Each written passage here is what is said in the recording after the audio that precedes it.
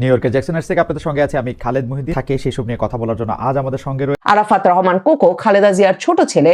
তিনি যখন হৃদরোগে আক্রান্ত হয়ে 2015 সালে মৃত্যুবরণ করেন, তখন কিন্তু শোকগ্রস্ত মা খালেদা জিয়াকে সান্ত্বনা দিতে তখনকার প্রধানমন্ত্রী শেখ হাসিনা খালেদা জিয়ার বাড়ির সামনে, মানে খালেদা জিয়া তখন গুলশানে তার দলীয় কার্যালয়ে ছিলেন এবং সেখানে গিয়ে তার সঙ্গে সাক্ষাৎ করতে হাজির হয়েছিলেন। খালেদা জিয়ার পক্ষ থেকে তার সহকর্মীরা কিংবা তার নেতৃবৃন্দ, বিএনপি নেতৃবৃন্দ কিংবা খালেদা জিয়ার পারিবারিক কেউ এসে দরজা খোলেন নাই। কাজেই প্রধানমন্ত্রী শেখ হাসিনা 8 মিনিটের মতো দাঁড়িয়ে থেকে ওই বাড়ির সামনে তিনি আবার ফিরে যান। বাংলাদেশের সাবেক প্রধানমন্ত্রী আওয়ামী লীগ সভানেত্রী শেখ হাসিনা তার আন্তর্জাতিক অপরাধ ট্রাইব্যুনালে বিচারের রায় ঘোষিত হবার আগে যেমন একের পর এক আন্তর্জাতিক সংবাদ মাধ্যমগুলোতে সাক্ষাৎকার দিচ্ছিলেন, 17 নভেম্বর তার বিচারের রায় প্রকাশিত হবার পর বা ঘোষণা হবার পর যে তাকে মৃত্যুদণ্ড দেওয়া হয়েছে, সেই মৃত্যুদণ্ডের রায় ঘোষিত হবার পর শেখ হাসিনার আর কোনো সাক্ষাৎকার আন্তর্জাতিক গণমাধ্যমে আসতে দেখা যায়নি। আবারও তিনি যে সংবাদ মাধ্যমের সঙ্গে কথা বলা শুরু করেছেন সেটা বোঝা যাচ্ছে ভারতের শীর্ষস্থানীয় সংবাদ সংস্থা Indo Asian news service IANS, সেখানে তিনি একটা সাক্ষাৎকার দিয়েছেন এবং সে সাক্ষাৎকারে আরো অনেক প্রসঙ্গের সঙ্গে তাকে খালেদা জিয়ার প্রসঙ্গে জিজ্ঞেস করা হয়েছিল। শেখ হাসিনা, খালেদা জিয়া দুই নেত্রী বাংলাদেশের রাজনীতিতে নেতৃত্বের ভূমিকায় ছিলেন। মানে একটা দীর্ঘ সময় তারা একে অপরের পরে মানে ধারাবাহিকভাবে দেশ পরিচালনা করেছেন এবং আন্তর্জাতিক সংবাদ মাধ্যমের শিরোনাম হয়েছে তাদের ভেতরকার মানে গণতন্ত্র ফিরিয়ে আনতে তাদের ঐক্য নিয়ে শিরোনাম যেমন হয়েছে, তেমনি শিরোনাম হয়েছে তাদের বিষয়ে ব্যাটলিং বেগম নামে, মানে দুই যুদ্ধরত বেগম, দুই যুদ্ধরত নারী, এমন শিরোনামও তাদের বিষয়ে হয়েছে। কাজেই শেখ হাসিনা খালেদা জিয়া প্রসঙ্গে কি মন্তব্য করেন সেটা নিয়ে একটা আগ্রহ থাকেই, বিশেষ করে সে সময়ে যখন খালেদা জিয়া শিরোনাম হতে শুরু করেছেন গত প্রায় 2 সপ্তাহেরও বেশি সময় ধরে গুরুতর অসুস্থ থাকার কারণে। আন্তর্জাতিক সংবাদ মাধ্যমে খালেদা জিয়ার শিরোনাম 23 নভেম্বর থেকেই অত্যন্ত সংকটাপন্ন অবস্থায় তিনি ঢাকার এভার কেয়ার হাসপাতালে চিকিৎসাধীন আছেন এবং তার লিভার অকার্যকর, বহু বছর ধরেই কাজ করছে না, একটা ট্রান্সপ্লান্টেশনের প্রয়োজন, এখন কিডনি জটিলতা আছে, তাকে ডায়ালাইসিস করা হচ্ছে, তার হৃদরোগের অসুবিধা আছে, ফুসফুসে পানি জমেছে। এমন অবস্থায় 1 ডিসেম্বর মানে ডিসেম্বরের 1 তারিখেই তার দলেরই এক নেতা হাসপাতাল থেকে বেরিয়ে জানিয়ে দিয়েছিলেন যে তিনি ডিপ কোমায় চলে গেছেন, লাইফ সাপোর্টে আছেন, ভেন্টিলেশনে আছেন। কাজেই তারপর আন্তর্জাতিক সংবাদ মাধ্যমে খালেদা জিয়ার এই গুরুতর শারীরিক সংকটের খবর আরো বেশি মনোযোগ পেতে থাকে। আর অন্যদিকে তার পুত্র তারেক রহমান যে মায়ের এমন গুরুতর শারীরিক পরিস্থিতিতেও দেশে ফিরতে পারছেন না, সেই পারিবারিক সংকট বা রাজনৈতিক সংকটও তো বটে, কারণ বিএনপি এক রকমের নেতৃত্ব শূন্য অবস্থায় পড়েছে। এই অবস্থায় সামনের নির্বাচন, সেখানে তারেক রহমানের ফেরা নিশ্চিত, একরকম বোঝা যাচ্ছে যে কোনো সংকটেই কোনো বিপদেই তার পক্ষে ফেরা সম্ভব নয় এবং তার কারণও তিনি ব্যাখ্যা করতে পারছেন না। তিনি বলছেন যে সব কারণ প্রকাশ করবার মতো অবস্থায় তিনি নাই। এসব নিয়েও সংবাদ হয়েছে। এরপর সংবাদ হওয়া শুরু করে যে খালেদা জিয়াকে এই ডিপ কোমায় থাকা অবস্থায়, ভেন্টিলেশনে থাকা অবস্থায়, লাইফ সাপোর্টে থাকা অবস্থায় বাংলাদেশ সরকার, অন্তর্বর্তীকালীন সরকার, ইউনূস সরকার অতি গুরুত্বপূর্ণ ব্যক্তি হিসেবে ঘোষণা করেন এবং তাকে SSF মানে স্পেশাল সিকিউরিটি ফোর্স এবং PGR এদের প্রহরার মানে বিশেষ নিরাপত্তা বাহিনীর প্রহরা দেওয়ার ব্যবস্থা করেন তাকে হাসপাতালের ভেতরেই। কাজেই খালেদা জিয়ার অসুস্থতাকে ঘিরেও এত রকম নাটক আছে, গল্প আছে, বলবার মতো জল্পনা আছে, গুজব আছে কিংবা কানাঘুষা আছে। আসলে গুজব বলা ঠিক হবে না, কারণ প্রত্যেকটিরই আবার এক রকমের বাস্তব ভিত্তি আছে, যৌক্তিক প্রশ্ন আছে পেছনে। সবচেয়ে বড় প্রশ্ন, ছেলে কেন ফিরতে পারছে না? সবচেয়ে বড় প্রশ্ন, এই অবস্থায়ও কেন খালেদা জিয়াকে দেশ ছাড়া করবার চেষ্টা চলছে? সবচেয়ে বড় প্রশ্ন, এমন গুরুতর শারীরিক সংকটে মানে তাকে কেন SSF এর প্রহরা দিতে হচ্ছে? তো এসব প্রশ্ন মিলিয়েই শেখ হাসিনা খালেদা জিয়া সম্পর্কে কি বলতে পারেন। শেখ হাসিনা যখন ইমেইল সাক্ষাৎকারটি দিতে রাজি হয়েছেন ভারতীয় এই সংবাদ সংস্থাকে, স্বাভাবিকভাবেই ভারতীয় সাংবাদিক সেই সাংবাদিক চেয়েছেন যে খালেদা জিয়া সম্পর্কে এবং যে ঘটনা প্রবাহ ঘটছে সে সম্পর্কে শেখ হাসিনা কি মন্তব্য করেন সেটা একরকম তার কাছ থেকে জেনে নেওয়া যাক। এবং সে কারণেই একটা খুব ওপেন এন্ডেড প্রশ্ন, মানে খুব খোলা একটা প্রশ্ন, যে প্রশ্নের হ্যাঁ নাতে উত্তর দেওয়ার দরকার নেই, এক লাইনে উত্তর দেওয়ার দরকার নেই, এমন একটা প্রশ্ন শেখ হাসিনাকে ছুড়ে দিয়েছিলেন আইএএনএস এর সাংবাদিক। আইএএনএস এর পক্ষ থেকে সাক্ষাৎকার নেওয়ার সময় শেখ হাসিনাকে প্রশ্ন করেন যে Khaleda Zia is in critical condition, Khaleda Zia সংকটজনক পরিস্থিতিতে আছেন, আর বাংলাদেশ মানে বাংলাদেশ সরকার হাসপাতালে তাকে প্রহরা দেওয়ার জন্য বিশেষ বাহিনী নিয়োগ করেছে। আপনি কিভাবে খালেদা জিয়াকে স্মরণ করতে চান, মনে করতে চান?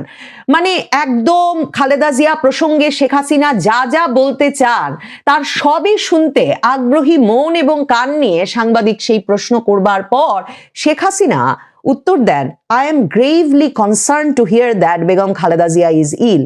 আমি বেগম খালেদা জিয়া অসুস্থ সেটা জেনে গুরুতর উদ্বেগের মধ্যে আছি। আমি গভীরভাবে উদ্বিগ্ন এবং will pray that she can make a recovery, এবং আমি দোয়া করি যাতে তিনি সুস্থ হয়ে ফিরে আসেন।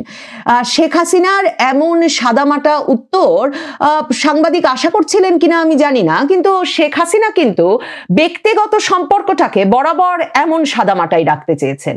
2015 সালে যখন আরাফাত রহমান কোকোর মৃত্যু হয় মালয়েশিয়ায়, যে মালয়েশিয়ায় তিনি 2008 সালে 1/11 সরকার মানে সেনা সমর্থিত তত্ত্বাবধায়ক সরকারের হেফাজত থেকে জামিন নিয়ে চিকিৎসার জন্য যান, মানে প্রথমে থাইল্যান্ড যান, তারপর থাইল্যান্ড থেকে গিয়ে মালয়েশিয়ায় সপরিবারে থিতু হয়েছিলেন। 2008 সাল থেকেই আরাফাত রহমান কোকো, খালেদা জিয়ার ছোট ছেলে, তিনি যখন হৃদরোগে আক্রান্ত হয়ে 2015 সালে মৃত্যুবরণ করেন, তখন কিন্তু শোকগ্রস্ত মা খালেদা জিয়াকে সান্ত্বনা দিতে তখনকার প্রধানমন্ত্রী শেখ হাসিনা খালেদা জিয়ার বাড়ির সামনে, মানে খালেদা জিয়া তখন গুলশানে তার দলীয় কার্যালয়ে ছিলেন এবং সেখানে গিয়ে তার সঙ্গে সাক্ষাৎ করতে হাজির হয়েছিলেন।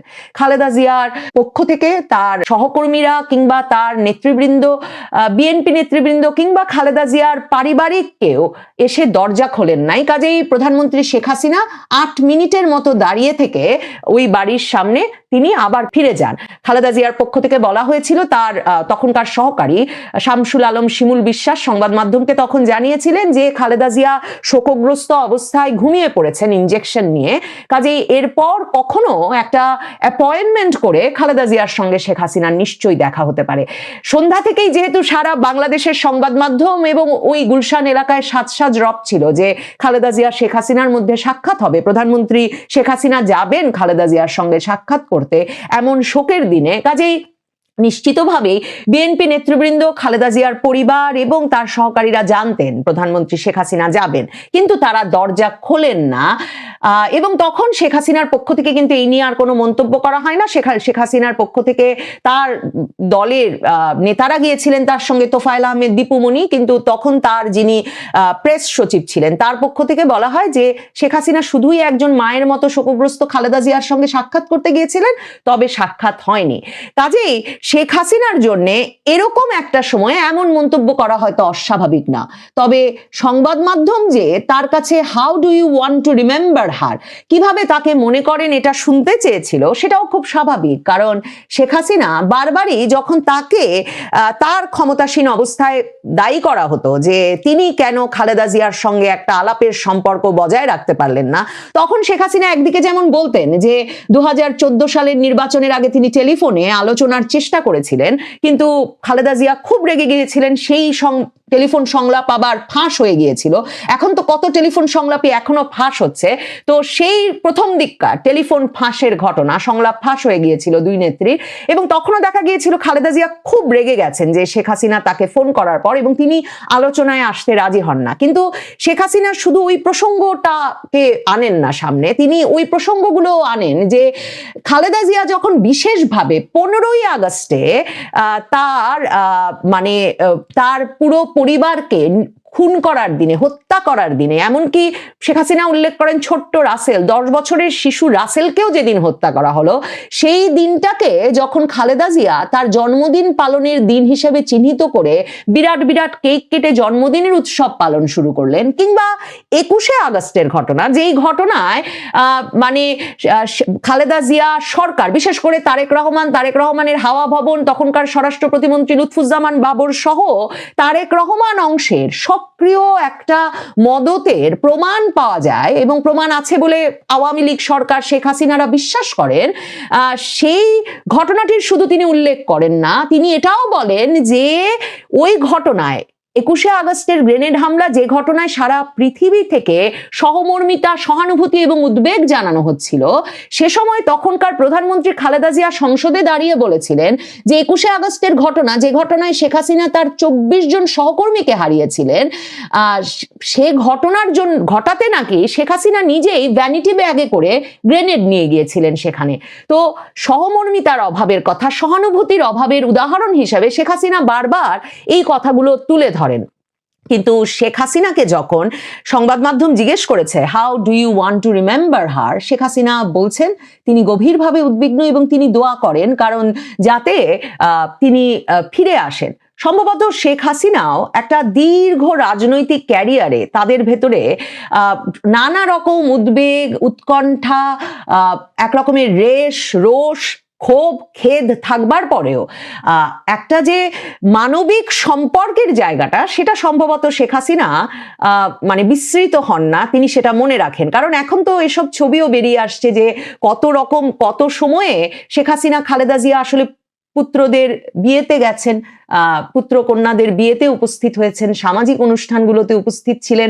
কাজেই নিশ্চয়ই তাদের ভেতরেও অনেক মানে তিক্ত অভিজ্ঞতার স্মৃতির মধ্যে অনেক সুখ স্মৃতি, অনেক একই রকম অভিজ্ঞতার মধ্য দিয়ে যাওয়ার স্মৃতিও রয়েছে। সাক্ষাৎকারটিতে আরো অনেক উল্লেখযোগ্য বিষয় ছিল, কিন্তু সংবাদ সংস্থার এই সাক্ষাৎকারটিতে শেখ হাসিনা খালেদা জিয়া প্রসঙ্গে কি বলেছেন সেই বিষয়টি নিয়ে দেশে বিদেশে সংবাদ মাধ্যম সংবাদ করছে এবং তার এই এক লাইনের উত্তরটি, তার এই সহমর্মিতা, সহানুভূতিপূর্ণ উত্তরটি শিরোনাম হয়েছে সারা পৃথিবীতে এই সংবাদ মাধ্যমের খবরটির মাধ্যমে। কারণ শেখ হাসিনা খালেদা জিয়া সম্পর্কে কি বলেন, খালেদা জিয়া শেখ হাসিনাকে সম্পর্কে কি বলেন, সেটা বাংলাদেশের স্বাধীনতা উত্তর রাজনীতির যারা পর্যবেক্ষণ করেছেন তাদের কাছে সবসময়। দেশবাসী, আপনারা যে যেখান থেকে ভিডিওটি শুরু থেকে শেষ পর্যন্ত দেখেছেন আপনাদেরকে অসংখ্য ধন্যবাদ জানাই। আর যারা এই ধরনের নিউজ লাইভ দেখতে ভালোবাসেন তারা অবশ্যই ইউটিউব চ্যানেলটি সাবস্ক্রাইব করে রাখবেন আর এই ভিডিওটি শেয়ার করে অপর ভাইকে দেখার সুযোগ করে দেবেন। তাহলে সবাই ভালো থাকবেন, সুস্থ থাকবেন। দেখা হবে পরবর্তী কোনো দেশের আপডেট খবর অথবা নিউজ নিয়ে। আসসালামু আলাইকুম।